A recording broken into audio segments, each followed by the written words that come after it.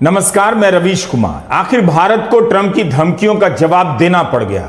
यह जवाब भी कैसा कि प्रधानमंत्री मोदी ने नहीं दिया, विदेश मंत्री, वित्त मंत्री ने नहीं दिया। उस प्रेस नोट में भी ट्रंप का नाम नहीं है। हुआ यह कि आम जनता भी पूछने लगी कि आखिर ट्रंप भारत को लेकर अपमानजनक तरीके से बात किए जा रहे हैं। प्रधानमंत्री मोदी उनका नाम लेकर क्यों नहीं एक शब्द बोलते हैं? इसके पीछे की वजह क्या हो सकती है? तो उसके जवाब में एक प्रेस नोट जारी किया गया। लोकसभा में सीज फायर के मुद्दे पर प्रधानमंत्री मोदी ट्रंप का नाम लेकर नहीं बोल पाए। ट्रंप ने 25% का टैरिफ लगा दिया, भारत पर जुर्माना लगाने की बात कर दी, भारत की गैर मौद्रिक नीतियों को घिनौना बता दिया, भारत को पाकिस्तान तेल बेचेगा यह भी मजाक कर दिया, भारत की अर्थव्यवस्था को डेड इकोनॉमी कह दिया। आज तक भारत के प्रधानमंत्री मोदी या किसी भी मंत्री ने ट्रंप के बयान का उनका नाम लेकर जवाब नहीं दिया है।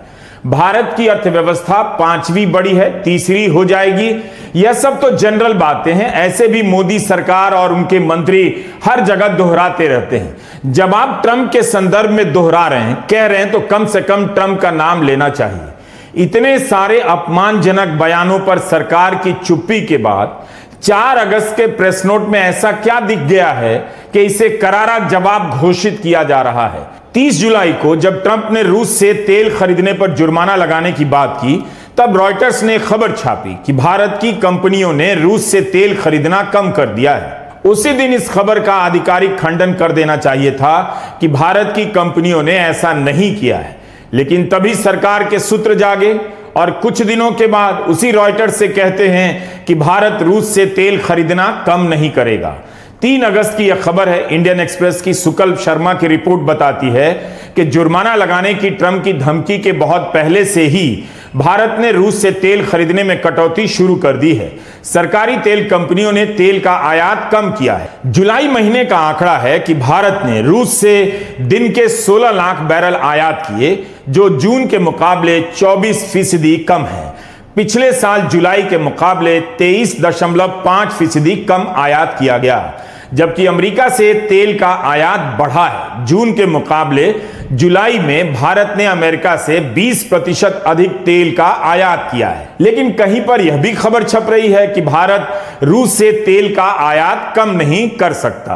तो क्यों ना एक ही बार में भारत आधिकारिक रूप से कह दे कि रूस से तेल खरीदना बंद नहीं किया जाएगा, तब माना जाता कि यह हुआ जवाब। जब आप अलग अलग जगहों से तथ्यों को जमा करते हैं, तब जाकर जवाब का खेल समझ आ जाता है और आपको पता चलता है कि प्रेस नोट के पीछे छिपकर जवाब देने वाली सरकार क्या क्या नहीं बता रही है। प्रेस नोट को पढ़ते हुए ही शक हो गया कि आखिर सरकार ने साफ साफ क्यों नहीं लिख दिया कि किसी भी हाल में रूस से तेल का आयात बंद नहीं होगा, ना कम होगा।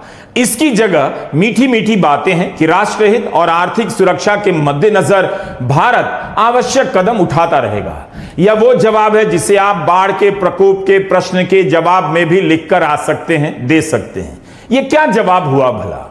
भारत बताए कि रूस से जब तेल सस्ता मिल रहा है, तब उससे आयात क्यों घटाया जा रहा है, या यही साफ कर दे कि तेल का आयात कभी कम नहीं होगा। एक चीज आपने नोट की होगी, तुर्की का किस तरह से विरोध शुरू हो गया। लोग टिकट कैंसिल कराने लग गए, राष्ट्रवादी बन गए।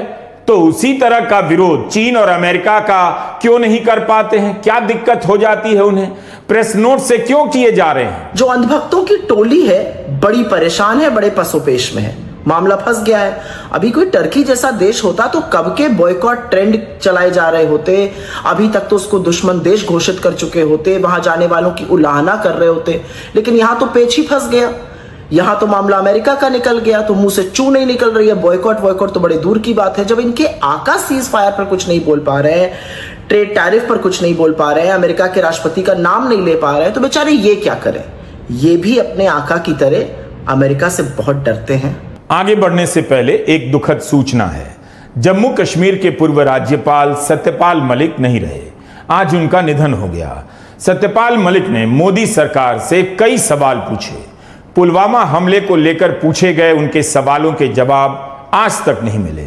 भ्रष्टाचार के आरोप लगाए उन्होंने, लेकिन उन्हीं के खिलाफ चार्जशीट दायर कर दी गई तब जब वे अस्पताल में भर्ती थे।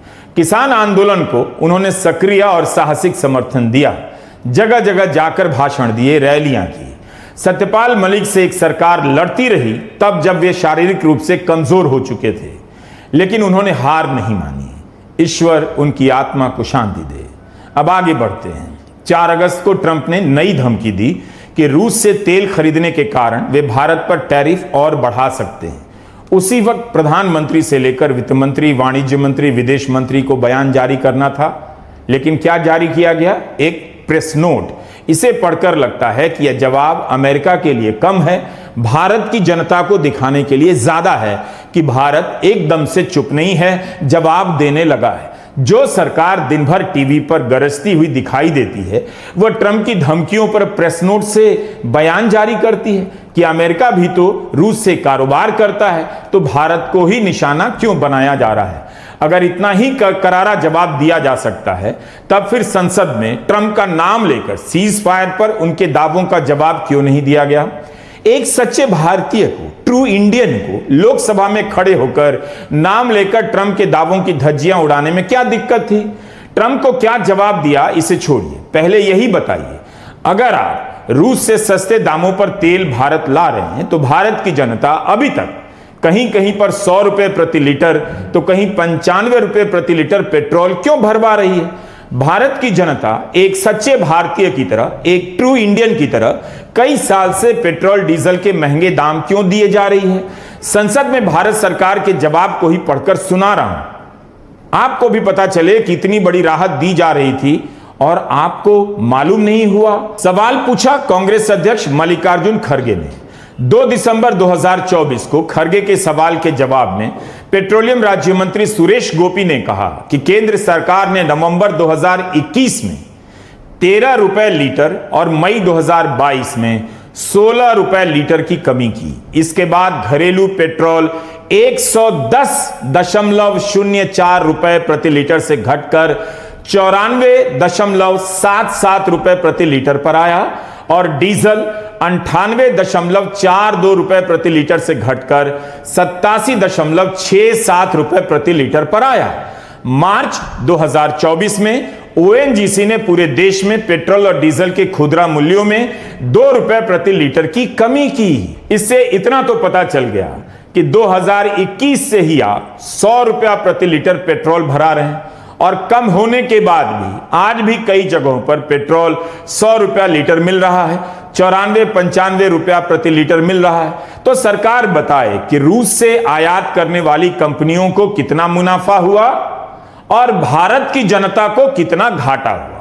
रूस से जो सौदा हो रहा है वो जनता के फायदे के लिए है या कंपनियों के फायदे के लिए है? विडंबना यह है कि भारत की जनता को उन कंपनियों के लिए ट्रंप का विरोध करना है जिन्होंने अपना मुनाफा कम करके जनता को सस्ता पेट्रोल नहीं दिया, लेकिन अब उसी जनता को अपनी ऊर्जा खर्च करके ट्रंप की आलोचना करनी है। ट्रंप ने जब टैरिफ का ऐलान किया तभी कह दिया था कि रूस से तेल खरीदने के कारण भारत पर जुर्माना लग सकता है।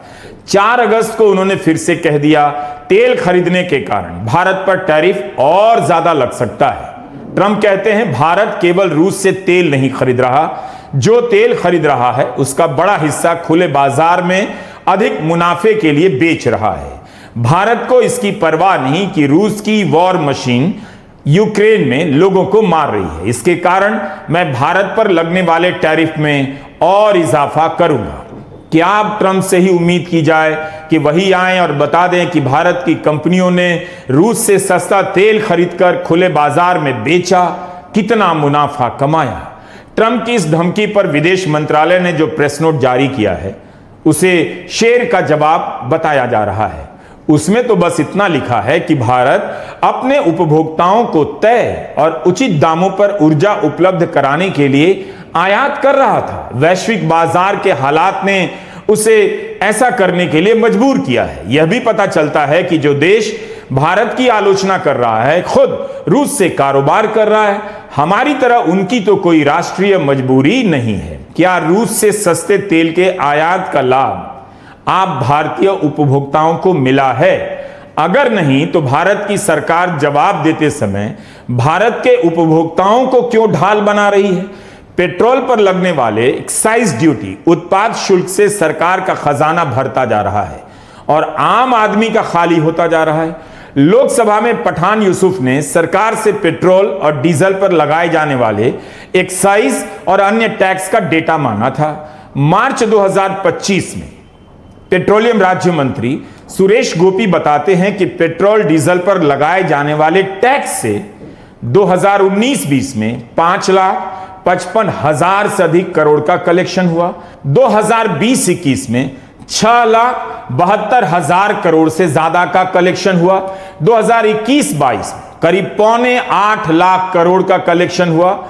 2022-23 में करीब 7.5 लाख करोड़ और 23-24 में 7,51,156 करोड़ का कलेक्शन हुआ।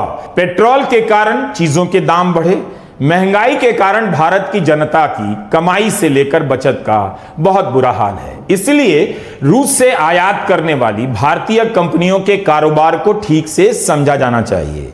इस विषय को जानने वाले दावा करते हैं कि 25 से 50% सस्ता तेल आयात करने के बाद भी भारत में पेट्रोल और डीजल के दामों में खास बदलाव नहीं हुआ। फरवरी 2022 में मुंबई में पेट्रोल का दाम 109.98 रुपए प्रति लीटर था। अक्टूबर 2022 में पेट्रोल का दाम 107.83 रुपए प्रति लीटर हुआ। अक्टूबर 2023 में 106.29 रुपए प्रति लीटर। अक्टूबर 2024 में 103 रुपए 44 पैसे प्रति लीटर और आज मुंबई में पेट्रोल का दाम 103.50 रुपए प्रति लीटर है। तो भारत सरकार किसकी लड़ाई लड़ रही है, यह साफ कर देना चाहिए। अगर जनता की लड़ाई लड़ रही है तो उसे बताना चाहिए कि जनता को फायदा क्यों नहीं हुआ। कांग्रेस की प्रवक्ता सुप्रिया श्रीनेत ने कहा है कि रूस से तेल आयात कर अगर भारत सरकार ने 2,37,000 करोड़ की बचत की तो उसका फायदा भारत की जनता को क्यों नहीं मिला। कम से कम ट्रंप ने दुनिया की 17 फार्मा कंपनी के सीईओ को पत्र तो लिखा है कि वे अमेरिका में दवाओं के दाम कम करें ताकि उनके नागरिकों पर भार कम हो। ट्रंप ने दवा कंपनियों को 60 दिनों का समय दिया है, इसके बाद वे अपने तरीकों का इस्तेमाल करेंगे। लेकिन यहां तो सरकार कंपनियों का बचाव कर रही है और पब्लिक 95 रुपया 100 रुपया लीटर पेट्रोल भरा रही है। उसके बाद भी कह रही है कि हम पब्लिक के भले के लिए आयात कर रहे हैं। ठीक है, भारत ने प्रेस नोट में यह सुना दिया कि रूस के साथ अमेरिका और यूरोप भी कारोबार कर रहे हैं, बल्कि भारत रूस से जितना कारोबार नहीं करता उससे कहीं ज्यादा कारोबार यूरोपियन यूनियन कर रहा है। यूरोपियन यूनियन और अमेरिका रूस से उर्वरक, खनन उत्पाद, रसायन, लोहा, स्टील, परिवहन के उपकरण आदि का आयात कर रहे हैं। अमेरिका रूस से यूरेनियम हेक्साफ्लोराइड, पैलेडियम और रसायन का आयात कर रहा है। तो भारत ने इस पर कहा है अमेरिका और यूरोपियन यूनियन रूस से तेल आयात करने के कारण भारत को टारगेट कर रहे हैं। यूक्रेन के साथ युद्ध छिड़ने पर जब पारंपरिक सप्लाई यूरोप की तरफ जाने लगी तब भारत ने मजबूर होकर रूस से तेल लेना शुरू किया। उस वक्त अमेरिका ने भी भारत को ऐसा करने के लिए प्रोत्साहित किया था। ठीक